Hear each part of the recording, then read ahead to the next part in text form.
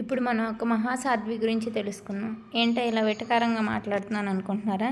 నేను చెప్పేది వింటే మీకు అర్థమవుతుంది. ఇది గుజరాత్ రాష్ట్రంలోని పఠాన్ డిస్టిక్లో జకోట్రా అనే ఊరిలో జరిగింది. ఈ మహాసాధ్వి ఆల్రెడీ పెళ్ళయి 2 పిల్లలున్న ఆవిడ ఒక పెళ్ళి కానీ లేత 16 ఏళ్ళ అబ్బాయిని ప్రేమించింది. ప్రేమించుకున్నారు. ఇప్పుడు ఇవన్నీ కామనే కదా, దానిలో ఏముంది అంటారేమో. ఈ ప్రేమించుకున్న వాళ్ళు లేచిపోవచ్చుగా. వీళ్ళకి ఒక పెద్ద మహత్తరమైన ఐడియా ఒకటి తట్టిందంట. ఏంటంటే మనం ఇలా లేచిపోతే మళ్ళీ మనల్ని వెతుకుతారు, పోలీసులు పట్టుకొని వెనక్కి తీసుకొస్తారు. అప్పుడు మనం కలకాలం 100 ఏళ్ళు కలిసి బతకలేం కదా. అందుకని చెప్పి నేను చనిపోయినట్టు క్రియేట్ చేస్తే అప్పుడు మనల్ని వెతకకుండా ఉంటారు, అప్పుడు మనం కలిసి బతకొచ్చు అని ప్లాన్ వేశారంట. దీనికోసం ఏం చేశారు, ఒక 58 ఏళ్ళ ఆవిడని చంపేసి ఆవిడకి నగలు బట్టలు వేసేసి కాల్ చేశారు. ఏంటి తర్వాత ఆ నగలు బట్టలు చూసి ఈవిడ అనుకోవాలని వీళ్ళ ప్లాను. కానీ పోలీసులు ప్లాన్ ఫెయిల్ అయింది, పోలీసులు పట్టుకున్నారు. అయినా ఎదవలకి ఎదవ ఆలోచనలు వస్తాయంటే ఇదే.